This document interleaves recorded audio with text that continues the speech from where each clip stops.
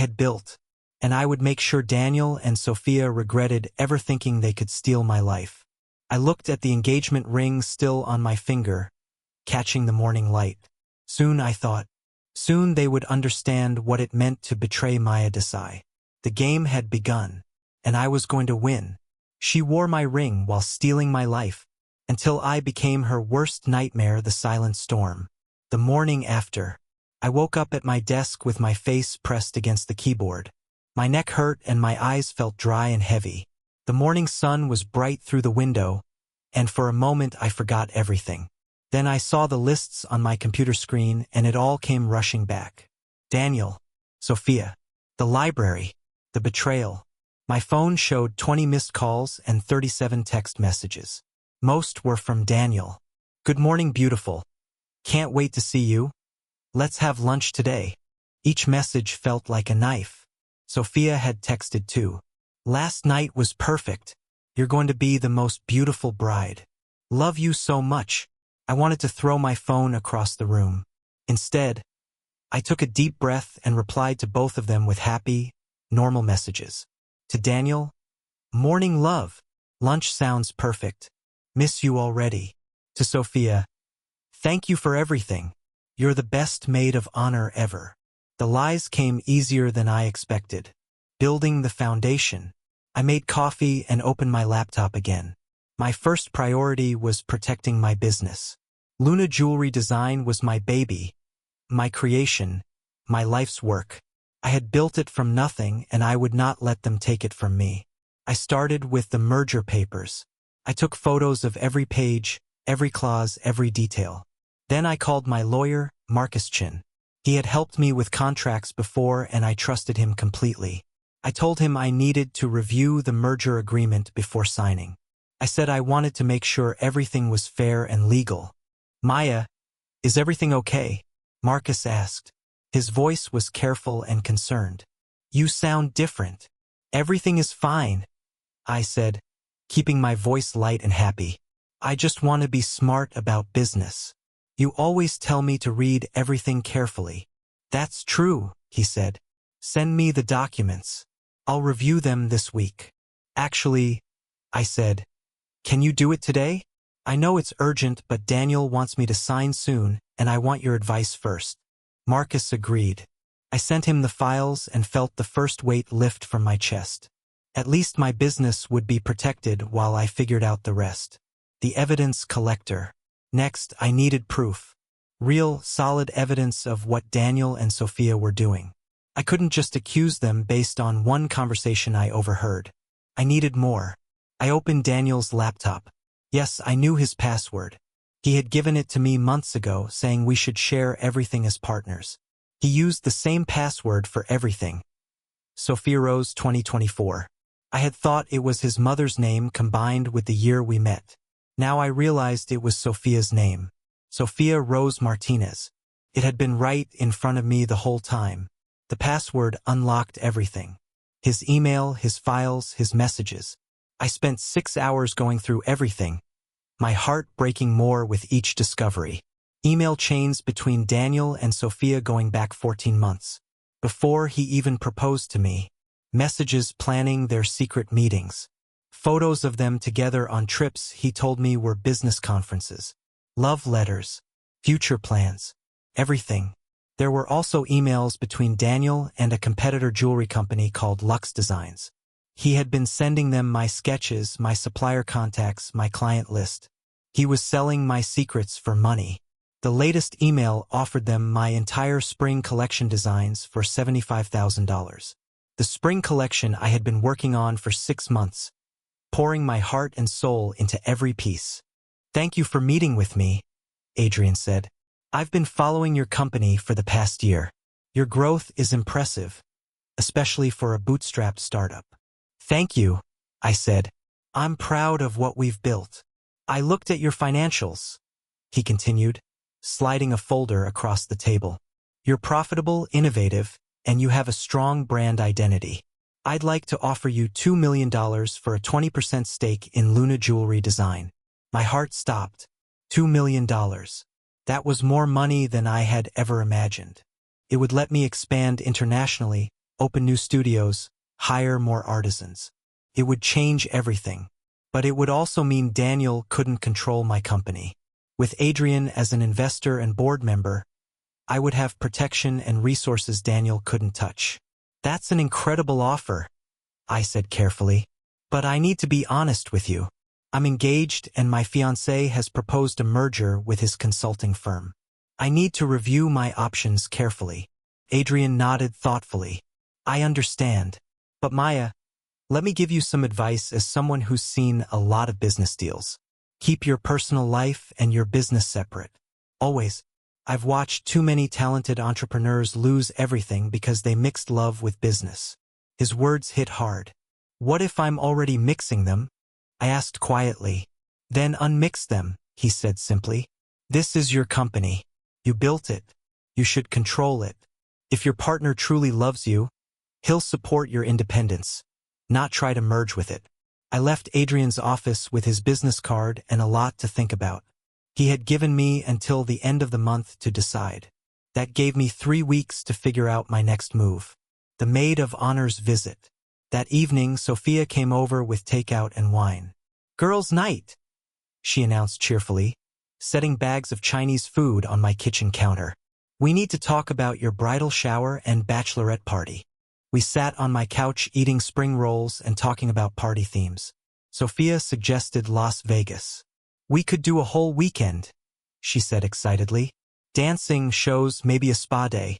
It'll be epic. That sounds amazing, I said, watching her carefully. She looked so genuine, so excited for me. If I didn't know the truth, I would never suspect anything. She was that good at lying. I'm so happy for you, Maya, Sophia said suddenly, her eyes getting watery. You deserve this happiness. Daniel is perfect for you. Do you really think so? I asked, testing her. Absolutely, she said without hesitation. He treats you like a queen. He supports your dreams. He's handsome, successful, kind. What more could you want? I wanted to laugh. Or scream. Or both. Instead, I hugged her and said, thank you. That means everything coming from you. After Sophia left, I stood by the window watching her drive away. My phone buzzed with a text from Daniel. How was your day, beautiful? Missing you tonight. I typed back, perfect day. Missing you too. Can't wait for our forever. I hit send and felt nothing. No love, no anger, no sadness. Just cold determination. The lawyer's warning. Marcus called the next morning with news about the merger papers. Maya, we need to talk. Can you come to my office today? His tone was serious, urgent. I canceled my afternoon meetings and drove to his office immediately. Marcus was waiting with the merger agreement spread across his desk, covered in red marks and sticky notes. Maya, he said carefully, this agreement is terrible for you. Whoever wrote this designed it to give Daniel complete control of your company within 6 months. What do you mean? I asked, though I already suspected. Marcus pointed to different clauses. See this section? It says both partners have equal decision-making power. But this section here gives the partner with business management experience final say on financial decisions. That's Daniel, not you. The contract stated that I would remain CEO and majority owner. No one could force me out or change my designs without my approval. It was everything the merger with Daniel wasn't. Why are you being so generous? I asked Adrian during our final meeting. He smiled. Because I believe in backing talent, not controlling it. My job is to help you grow, not to take over. That's how you build lasting success. I signed the contract. $2 million transferred to my business account within 48 hours. With that money, I had resources and independence. I had power. Wedding planning with lies. Meanwhile, I continued playing the role of excited bride-to-be. Sophia and I looked at wedding venues. Daniel and I met with caterers and photographers. His mother took me dress shopping, gushing about how perfect I was for her son. Every smile, every hug, every happy word was a lie. But I had become an excellent liar. Daniel kept pushing about the merger papers. Maya, we really need to finalize this. My lawyer is getting impatient. I know, honey, I said, My lawyer is just reviewing some details. He wants to make sure everything is perfect for both of us. Why does it need to be reviewed? Daniel asked, his voice sharp. Don't you trust me? Of course I trust you, I said sweetly. But you always tell me to be smart about business. I'm just being smart. He didn't like it, but he couldn't argue without revealing his true intentions. I noticed he was getting nervous.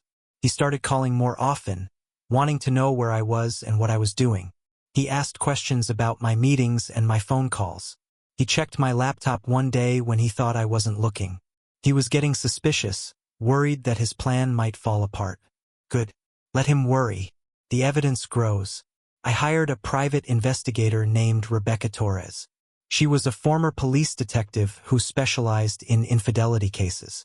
The contract stated that I would remain CEO and majority owner. No one could force me out or change my designs without my approval. It was everything the merger with Daniel wasn't. Why are you being so generous? I asked Adrian during our final meeting. He smiled. Because I believe in backing talent, not controlling it. My job is to help you grow, not to take over. That's how you build lasting success. I signed the contract. $2 million transferred to my business account within 48 hours. With that money, I had resources and independence. I had power. Wedding planning with lies. Meanwhile, I continued playing the role of excited bride-to-be. Sophia and I looked at wedding venues. Daniel and I met with caterers and photographers. His mother took me dress shopping, gushing about how perfect I was for her son. Every smile, every hug, every happy word was a lie. But I had become an excellent liar. Daniel kept pushing about the merger papers. Maya, we really need to finalize this. My lawyer is getting impatient. I know, honey, I said. My lawyer is just reviewing some details. He wants to make sure everything is perfect for both of us. Why does it need to be reviewed? Daniel asked, his voice sharp. Don't you trust me? Of course I trust you, I said sweetly. But you always tell me to be smart about business. I'm just being smart. He didn't like it, but he couldn't argue without revealing his true intentions. I noticed he was getting nervous. He started calling more often, wanting to know where I was and what I was doing. He asked questions about my meetings and my phone calls. He checked my laptop one day when he thought I wasn't looking. He was getting suspicious, worried that his plan might fall apart. Good. Let him worry. The evidence grows. I hired a private investigator named Rebecca Torres. She was a former police detective who specialized in infidelity cases. Because I want everything to be official and legal before we're married. I want to protect you, protect us. I smiled softly. Okay, honey, if it's that important to you, I'll sign them tomorrow morning. Relief flooded his face. Really? Really? I lied. First thing tomorrow. I promise. We finished dinner and he drove me home. At my door, he kissed me deeply and whispered, 2 more days until you're my wife. 2 more days. I agreed. I went inside and locked the door. My phone immediately rang. It was Sophia.